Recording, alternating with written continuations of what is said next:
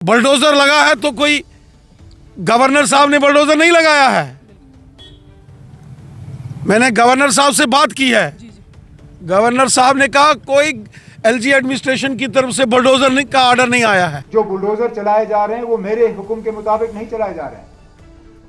वो अफसर मेरा लगाया हुआ भी नहीं है। अगर बुलडोजर चलाना ही है तो कम से कम उस महकमे के मिनिस्टर से तो पूछ लेते कि मैं यहाँ कोई सियासी बयानबाजी नहीं करने आया हूँ। एक मिनट, चूंकि सरकार, अब इसमें सरकार किसकी है? जम्मू कश्मीर की चुनी हुई सरकार है।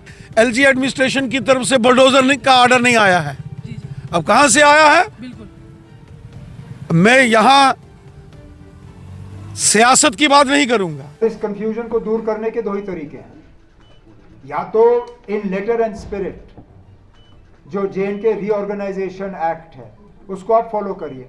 नहीं किया जा रहा है। हम अपने दायरे से बाहर नहीं जा रहे हैं, लेकिन हमारे दायरे में जो है दखल दिया जा रहा है। अगर बुलडोजर चलाना ही है तो कम से कम उस महकमे के मिनिस्टर से तो पूछ लेते। उनको कॉन्फिडेंस में लिया जाना चाहिए।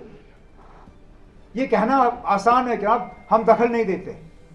अगर दखल नहीं दिया जा रहा होता बुलडोजर कैसे चलता? मजाल है कि कोई अफसर अपनी मर्जी के बुनियाद पर बुलडोजर चलाएगा।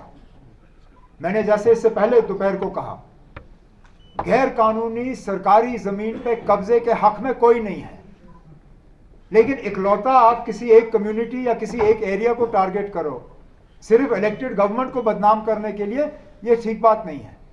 और मैंने जैसे कहा, इसके इलाज दो तरीके से हैं। फिलहाल जो जेएनके रीऑर्गेनाइजेशन एक्ट है उसको लेटर एंड स्पिरिट में इंप्लीमेंट करिए। जो सेपरेशन ऑफ पावर्स हैं उसको रिस्पेक्ट करिए और जल्द से जल्द जम्मू कश्मीर में दोबारा स्टेटहुड बहाल करिए। फिर इस गवर्नमेंट के 4 साल ऐसे ही निकलेंगे इस कश्मकश में। अब आपने मान ही लिया कि 4 साल तक हमें स्टेटहुड नहीं मिलेगा। मैंने तो कम से कम अभी फिलहाल हार नहीं मानी ना। मैं तो मान के चलता हूं कि मरकज की हुकूमत जो है वो कम से कम इतने झूठे तो नहीं हैं कि पार्लियामेंट में वादा करने के बाद भी वो अपने वादे से मुकर जाएं। या तो फिर वो तस्लीम करें कि वो जम्मू कश्मीर के लोगों को सजा दे रहे हैं इस बात की यहाँ बीजेपी की हुकूमत नहीं बनी, फिर ठीक है, फिर हम ये बर्दाश्त करेंगे।